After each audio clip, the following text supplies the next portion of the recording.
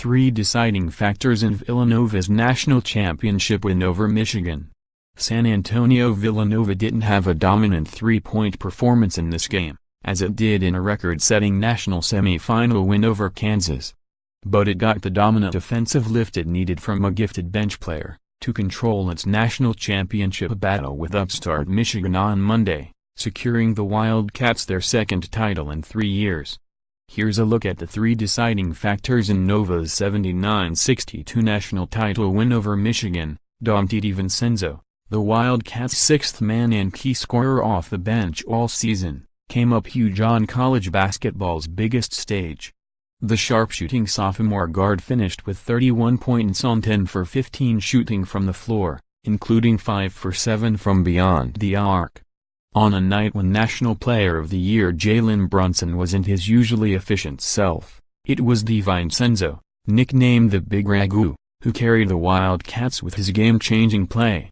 In the first half, when Michigan started hot and Nova's offense was stale, it was DiVincenzo's offense, 18 points at halftime, that not only got his team back into the game, but gave Nova all the momentum heading into the second half.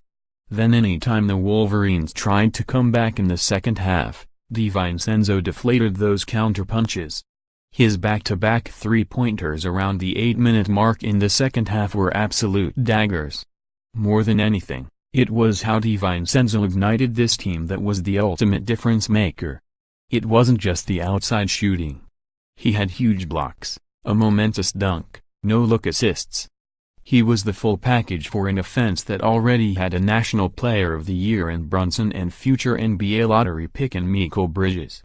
So much of the storyline heading into Monday's contest centered around Michigan's three-point defense against Villanova.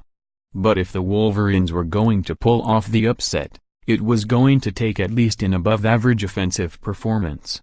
Shooting 3 for 23, 13%, from three-point range is not the right recipe.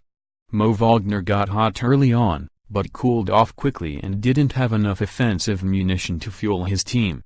Sidekick Charles Matthews also didn't play his best, finishing with just 6 points in the loss. Bridges, the Wildcats' future lottery pick come June's NBA draft, was relatively quiet against Kansas. Not against Michigan. Had it not been for DiVincenzo, Bridges would have had more of a spotlight.